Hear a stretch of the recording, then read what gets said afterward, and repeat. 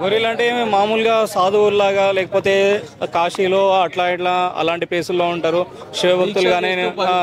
శివభక్తులు లాగానే దీక్షలు చేస్తూ అలా ఉంటారు అనుకున్నా. సాధారణ జనజీవన స్రవంతిలో కలవకుండా మనుషుల్లో కలవకుండా ఉంటారు అనేది మామూలుగా వింటూ ఉంటాం, చూస్తూ ఉంటాం.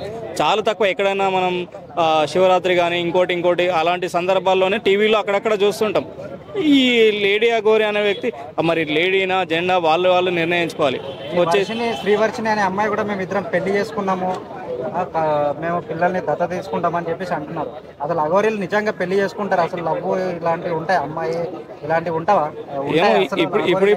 ఇప్పుడిప్పుడే మనం కూడా ఆల్రెడీ వింటున్నాం కదా, ప్రేమ గుడ్డిది ప్రేమ మూగది ఇలాంటివి అన్నీ వింటున్నాం కదా. ఇలాంటివి చూస్తుంటే అర్థమవుతుంది, అరే నిజంగానేమో మరి ప్రేమ అనే పదానికి అర్థం లేకుండా మొత్తం ఇలా చేస్తారని ఎవరు ఎక్స్పెక్ట్ చేయలేం. ఈ అమ్మాయి కూడా మరి తనకు తగ్గ ఒక వ్యక్తి దొరకలేరా సమాజంలో, తనకు స్థాయికి తగ్గ దొరకలేదా? మరి ఈ అమ్మాయిని ప్రేమించడానికి కారణాలు ఏంటంటే ఇంకా వాళ్ళిద్దరికీ తెలియాలి. కొంతమంది అంటారు ఈ అమ్మాయికి ఏదో మాయ చేశాడు, మంత్రం వేసేసి ఇలా చేతబడి చేశాడు అని చెప్పేసి ఇలా అంటున్నారు. అసలు అవి అన్నీ చేసి నిజంగా తీసుకెళ్ళి అంటారా, లేకపోతే ఈమె ఇష్టంతో ఈమె వెళ్ళాను అని చెప్తుంది? అసలు ఇది ఎంతవరకు కరెక్ట్ అనేది మీరే చెప్పండి, మీకు ఏమనిపిస్తుంది? ఇప్పుడు ఆల్రెడీ వర్షిణి అనే అమ్మాయి దగ్గర రాకుండా ఈ అఘోరి నాగసదు అనే అమ్మాయి వచ్చిన చాలా రోజుల నుంచి న్యూసెన్స్ అవుతుంది. ఆల్మోస్ట్ ఆల్ 5-6 months ఎబో అవుతుంది న్యూసెన్స్.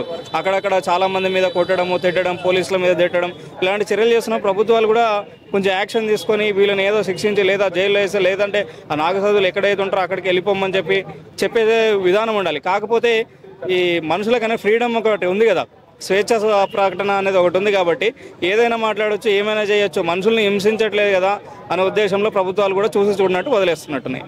చాలా మంది రోడ్ల మీద కొడుతున్నాడు కదా, అగోరి తిడుతున్నాడు, నోటికి వచ్చినట్టు వాగుతున్నాడు. వాళ్ళు కేసులు పెట్టడం చేయాలి. ఇప్పుడు పబ్లిక్ మనకి ఏదైతే ఇప్పుడు నాకు సమస్య వచ్చిందని నేను కేసు పెడితే కదా కేసు తీసుకునేది. సుమోటో కేసులు తీసుకోవడానికి ప్రభుత్వాలు అంత ఇంట్రెస్ట్గా చూపాయి. ఎందుకు వాళ్ళకి ఎవరికి ఇబ్బంది లేదు, మనకేం పోయింది? ఇప్పుడు అమ్మాయి ఉంది, ప్రేమించాను, పెళ్లి చేసుకున్నాను, వాళ్ళిద్దరు ఇష్టపడ్డాక వాళ్ళ తల్లిదండ్రులు కొంచెం టైట్ చేస్తారు తప్ప మిగిలిన సమాజం అంతా ఏం పట్టించుకుంటే నా వరకు కాదు కదా అనే ఇష్యూ. ఇప్పుడు అదే అమ్మాయి, ఇప్పుడు ఈ నాగసాధు అనే అమ్మాయిని ఏదైనా చంపో లేకపోతే ఇంకోటి అయిందంటే మొత్తం ఆ దేశం అంతా అల్లోకల్లోలం చేసేస్తారు.